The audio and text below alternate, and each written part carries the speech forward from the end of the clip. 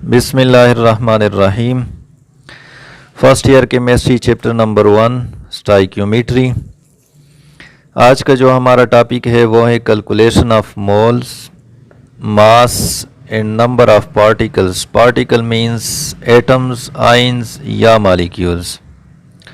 तो इनकी कैलकुलेशन के लिए हमारे पास यहाँ पे दो फार्मूले इस्तेमाल होते हैं। फार्मूला नंबर 1 है जो पहले भी हमने डिस्कस की थी लेक्चर नंबर 2 में, मोल्स एंड एवोगैड्रो नंबर में।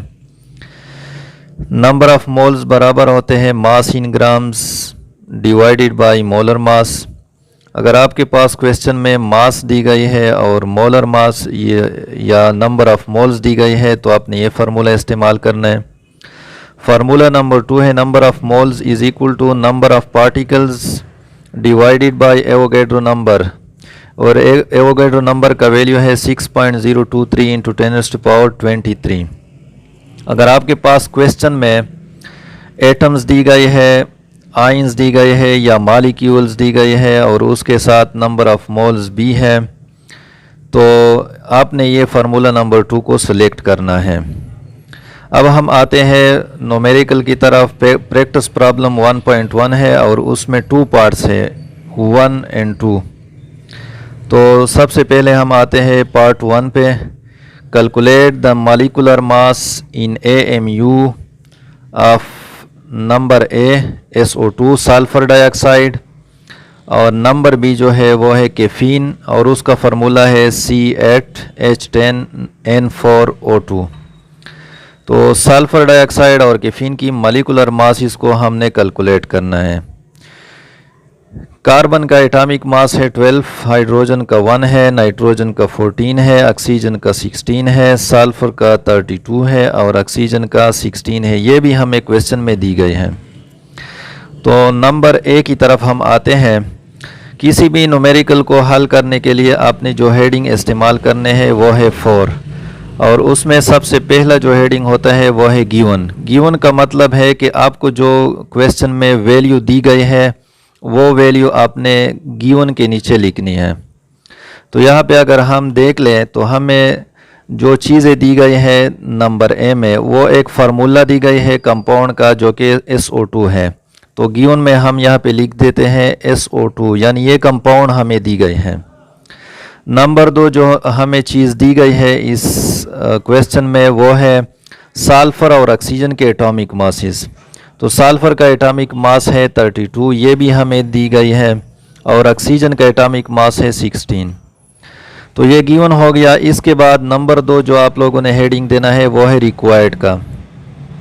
अब रिक्वायर्ड का मतलब होता है कि जो चीज़ आपसे मांग रहा है, क्वेश्चन में जो चीज़ आपसे पूछता है कि ये मालूम कर लें, तो वो आपने रिक्वायर्ड के नीचे लिखना है। तो यहाँ पे आप क्वेश्चन को देख ले, calculate the molecular mass in AMU। तो ये चाहते हैं कि आप सल्फर डाइऑक्साइड की मॉलिक्यूलर मास को कैलकुलेट कर ले AMU में। तो हम लिख देते हैं molecular mass of SO2 is equal to unknown, ये हमने मालूम करना है। नंबर 3 जो आपने हेडिंग देना है वो सॉल्यूशन। इसके बाद आपने इसको सॉल्व करना है, हल करना है। तो आपने देखना है सॉल्यूशन में फार्मूला कौन सा इस्तेमाल होगा। यहाँ पे जो मॉलिक्यूलर मास फार्मूला मास के कैलकुलेशन है उसमें जितने भी एटॉमिक मासेस होते हैं कंपाउंड में उनके एटॉमिक मासेस को आपने जमा करना है। जैसा कि सल्फर और ऑक्सीजन है तो सल्फर का एटॉमिक मास प्लस ऑक्सीजन का एटॉमिक मास, इसको हम प्लस कर लेते हैं। तो हम यहाँ पे वैल्यू लगाते हैं। सल्फर का एटॉमिक मास 32 है प्लस ऑक्सीजन का एटॉमिक मास है 16, और यहाँ पे 2 ऑक्सीजन है तो 2 मल्टीप्लाइड बाई 16। कैलकुलेट करते हैं 32 प्लस 16 2 ज़र 32, तो ये हमारे पास आता है 64। तो 64 के साथ यहाँ पे आपने यूनिट भी लाजमी लगाना होता है। तो क्वेश्चन में है calculate the molecular mass in AMU।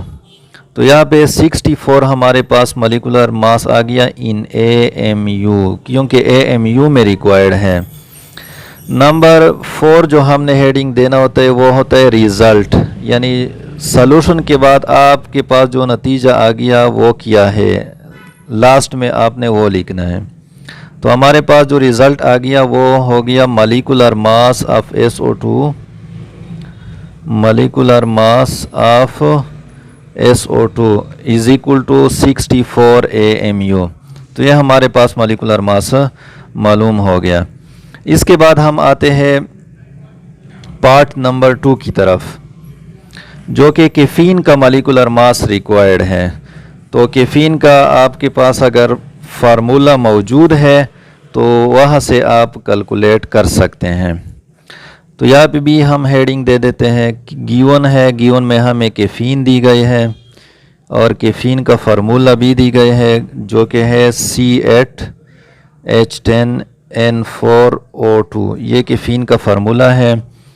Carbon का एटॉमिक मास 12 है, हाइड्रोजन का 1 है, नाइट्रोजन का 14 है और ऑक्सीजन का 16 है। ये भी दी गई है, तो ये हमने गिवन के नीचे लिख लिया। इसके बाद हमारे पास है रिक्वायर्ड। रिक्वायर्ड क्या चीज़ चाहता है इस क्वेश्चन में, मॉलिक्यूलर मास। तो molecular mass of caffeine is equal to unknown. ये हम x लगा देते हैं, ये हमने मालूम करना है। इसके बाद आ जाए सॉल्यूशन की तरफ। तो सॉल्यूशन में हमारे पास जितने भी एटम्स है फार्मूला में उनके मासेस को आपस में जमा कर ले। तो mass of carbon plus mass of hydrogen plus mass of nitrogen plus mass of oxygen. तो कितने कार्बन है, कार्बन यहाँ पे 8 है और एक कार्बन का एटॉमिक मास 12 है, तो 8 मल्टीप्लाइड बाई 12 प्लस 10 हाइड्रोजन है, तो 10 मल्टीप्लाइड बाई हाइड्रोजन का एटॉमिक मास है 1 प्लस नाइट्रोजन कितने हैं 4 है और एक नाइट्रोजन का एटॉमिक मास 14 है, तो 4 मल्टीप्लाइड बाई 14। ऑक्सीजन 2 है और एक का 16 है, तो 2 मल्टीप्लाइड बाई 16। तो आप इसको कैलकुलेट कर लें। 12 8s are 96 plus 10 1s are 10 plus 14 4s are 56 plus 16 2s are 32। अगर इसको आप प्लस कर ले तो हमारे पास आता है 194 AMU। इसके बाद आपने हेडिंग देना है रिज़ल्ट।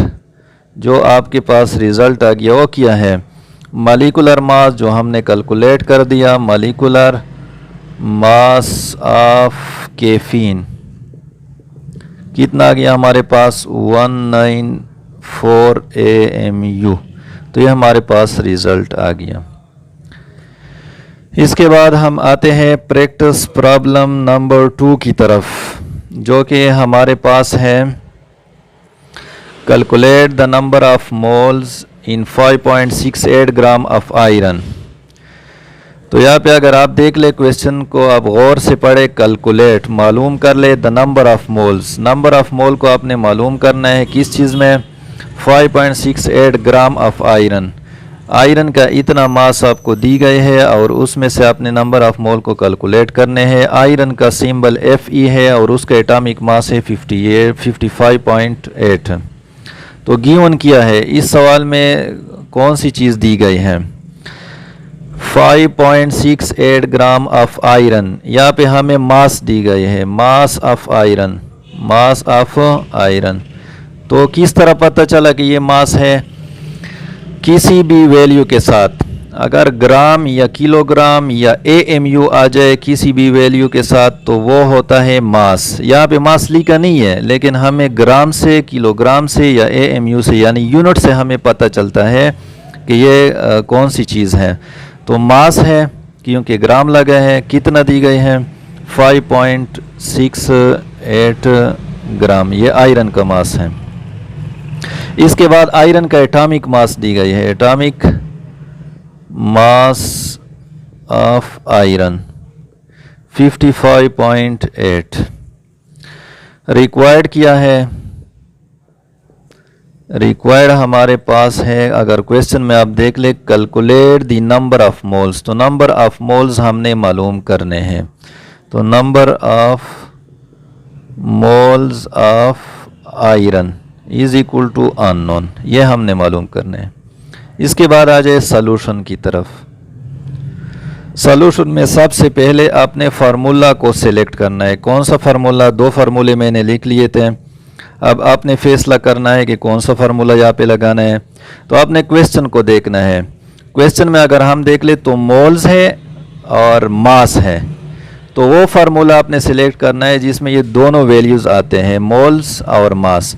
अगर हम फार्मूला नंबर 1 लगा रहे तो वो है number of mole is equal to mass in grams divided by molar मास।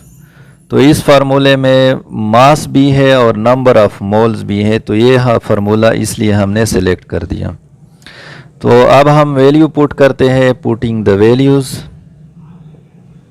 इस फार्मूले में वैल्यू पुट करने जो कि हमारे पास मौजूद है। नंबर ऑफ मोल हमने कैलकुलेट करने हैं, तो अपनी जगह पे एन हम लिख लिया। मास इन ग्राम्स दी गई है 5.68 gram divided by molar mass. Molar mass of iron हमें दी गई है एटॉमिक मास ऑफ आयरन जो कि 55.8 है। अगर इस मास के साथ हम ग्राम लगा दे तो ये मोलर मास बनता है। सिर्फ इसके साथ क्या लगा दे? ग्राम लगा दें तो ये मोलर मास बनता है। तो यहाँ पे हम मोलर मास की जगह लिख देते हैं 55.8 ग्राम पर मोल। ये मोलर मास का यूनिट होता है। तो number of moles is equal to, ये आप कैलकुलेट कर लें, ग्राम और ग्राम ऊपर नीचे कैंसिल हो जाएंगे, मोल जो है ऊपर चला जाएगा, और 5.68 को डिवाइड कर ले किस चीज़ पे? 55.8 पे। तो ये हमारे पास आता है 0.1 मोल। तो इतने मोल्स आते हैं 5.68 ग्राम ऑफ आयरन में। लास्ट में आपने हेडिंग देना है रिजल्ट। हमारे पास जो रिजल्ट आ गया वो हमने बयान करना है। किस तरह बयान करना है? Number of moles in 5.68 gram of iron is equal to 0.1 mole. तो ये हमारे पास हो गया आयरन के मोल किस चीज़ में? 5.68 ग्राम ऑफ आयरन में। इसके बाद हम आते हैं example 1.1। How many moles are there in 60 gram of sodium hydroxide. How many moles कितने हैं 60 ग्राम ऑफ सोडियम हाइड्रोक्साइड। तो इस सवाल से पहले आपने गिवन निकालने हैं, उसके बाद रिक्वायर्ड। गिवन जो आपको मकदार दी गई है, क्या दी गई है? 60 ग्राम किस चीज़ की? सोडियम हाइड्रोक्साइड की। तो ग्राम किया है मास है, यूनिट से आपने पहचानना है।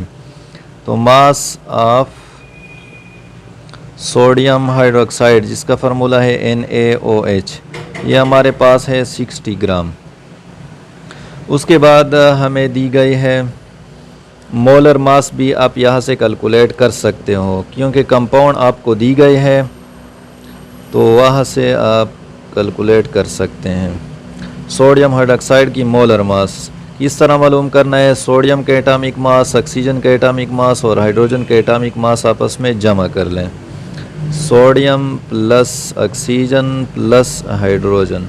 तो सोडियम का एटॉमिक मास हमारे पास है 23, ऑक्सीजन का 16 है और हाइड्रोजन का 1 है। या प्लस कर लें तो इससे 40 आता है।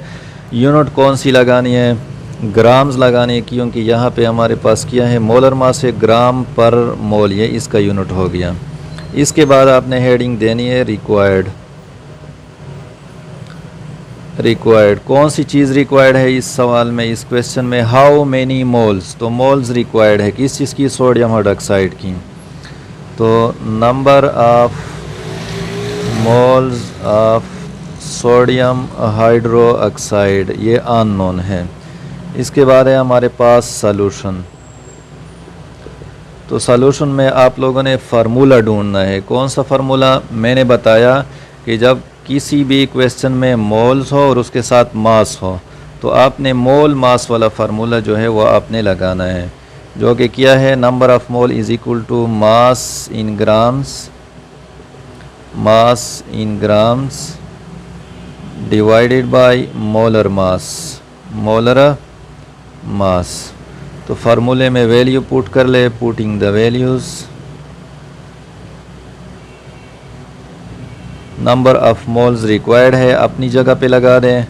मास इन ग्राम हमें दी गई है, कितनी है 60 ग्राम है, तो 60 ग्राम डिवाइडेड बाय मोलर मास हमने कैलकुलेट की है 40 ग्राम पर मोल है, तो 40 ग्राम पर मोल।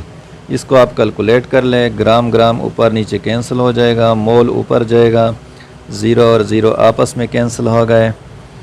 उसके बाद हमारे पास अगर 6 डिवाइडेड बाई 4 आप कर ले तो इससे हमारे पास आता है number of mole is equal to 1.5 mole. इसके बाद आपने हेडिंग देना है रिज़ल्ट।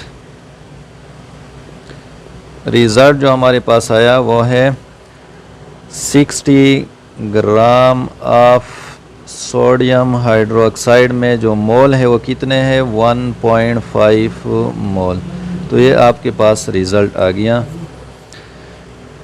इसके बाद हम आते हैं एग्जाम्पल 1.2 की तरफ। एग्जाम्पल 1.2 है what is the mass of 0.5 moles of calcium carbonate. तो यहाँ पे देखें ना व्हाट इज़ द मास, यहाँ पे मास रिक्वायर्ड है और 0.5 मोल्स दी गए हैं। तो यहाँ पे हमें मोल दी गई है, उस मोल से नंबर ऑफ मोल से हमने मास को कैलकुलेट करना है। किस चीज़ की कंपाउंड भी दी गई है कैल्शियम कार्बोनेट और उसका फार्मूला कैल्शियम CaCO3। कैल्शियम का एटॉमिक मास है 40, कार्बन का 12 है, ऑक्सीजन का 16 है। तो हम पहला हेडिंग देते हैं गिवन। गिवन में कौन सी चीज़ रिक्वायर्ड है, कौन सी चीज़ दी गई है, तो हमें नंबर ऑफ मोल्स दी गई है। नंबर ऑफ मोल्स कितने हैं 0.5 मोल, 0.5 मोल।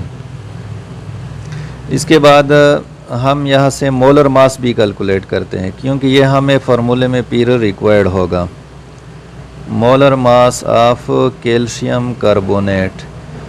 तो क्या कर ले मोलर मास के लिए calcium plus oxygen plus carbon उनके एटॉमिक मास इसको आपस में जमा कर लें।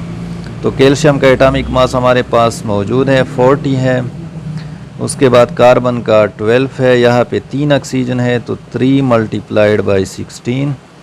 तो इससे हमारे पास जो वैल्यू आएगा अगर हम इसको कैलकुलेट कर लें तो इससे आता है 100 ग्राम पर मोल। अब रिक्वायर्ड क्या है इस सवाल में, रिक्वायर्ड हमारे पास है व्हाट इज़ द मास।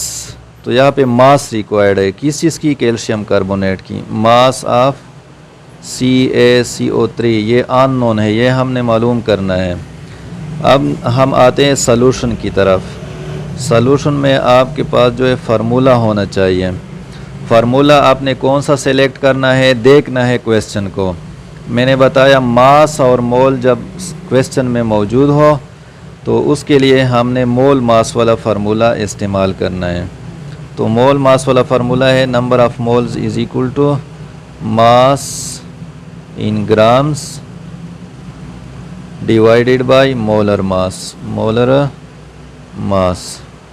तो नंबर ऑफ मोल्स हमें दी गई है, पुटिंग द वैल्यू पुट कर ले इसमें।